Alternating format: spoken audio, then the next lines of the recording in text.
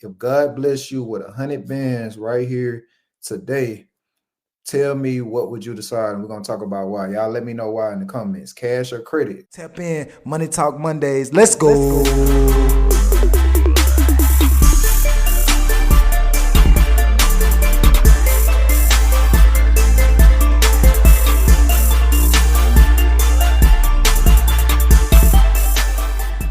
This video was sponsored to you by Credit Repair Hacks, the nation's leading credit repair company. You're able to get free, unlimited disputes. The system is flawless. You can do it right from your phone. They'll even send out dispute letters for you. Now let's hop back into the video. Yo, what's goody? How y'all feeling today? We're gonna talk about cash or credit today. So if God bless you with 100K tomorrow, are you taking it in cash or credit? So there's really not a right or wrong answer, but as long as you have a very good intention or a solid intention on what you're gonna do with that 100,000 before you get it, right? You need to know exactly what you're gonna do.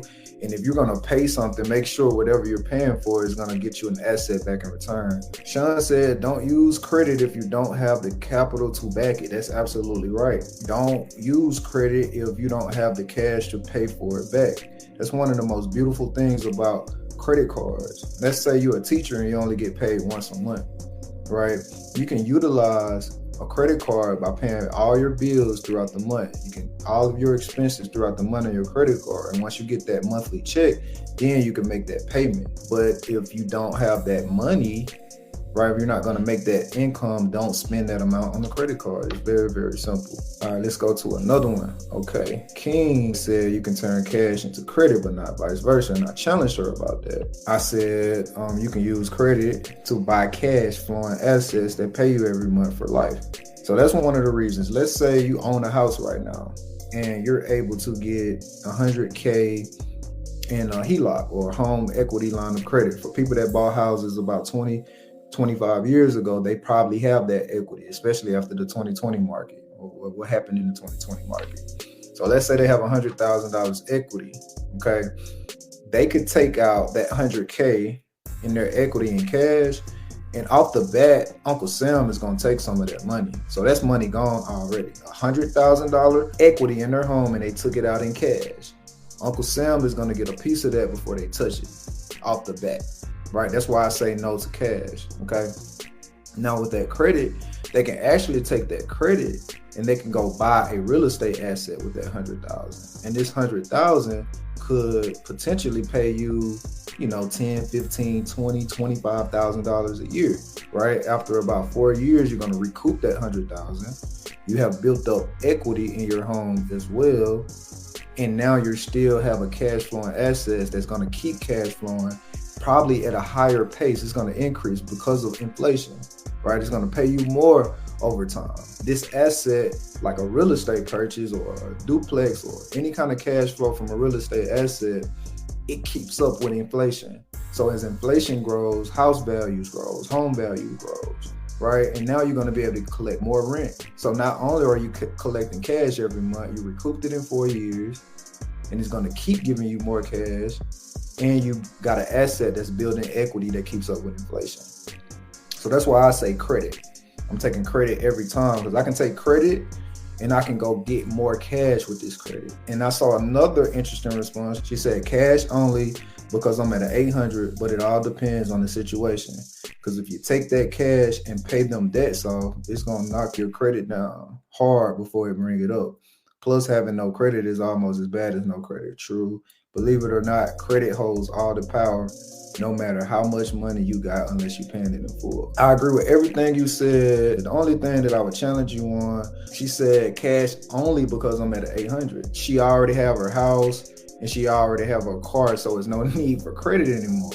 Right, and I get it. A lot of times we're thinking about, you know, debt and credit. We think about those things, but you can have multiple houses and you can definitely have multiple cars and they can all be cash flowing assets.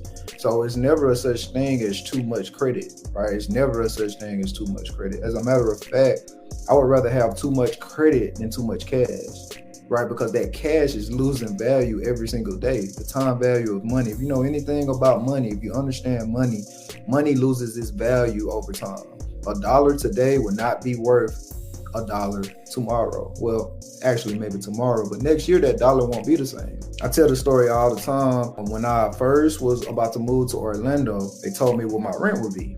And me, I'm thinking like, okay, I just want to pay this up, right?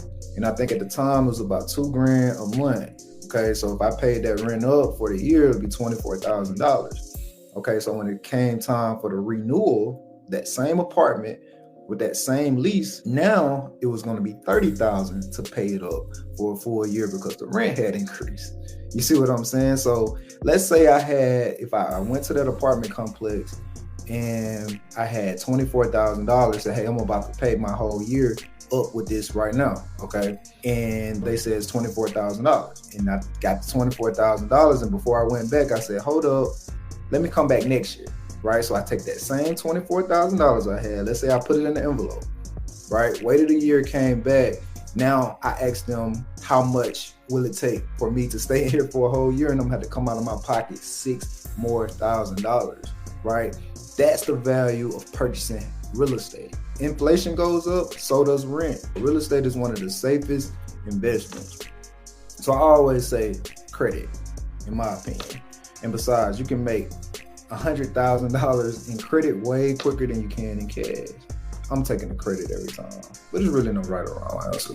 Again, this video was sponsored to you guys by Credit Repair Hacks. Credit Repair Hacks is one of the world's first AI digital credit repair softwares. You're able to repair your credit from your phone. If you use that code at the bottom of the screen, you're able to use my code and get unlimited credit repair disputes for only $29 a month. Y'all go check them out.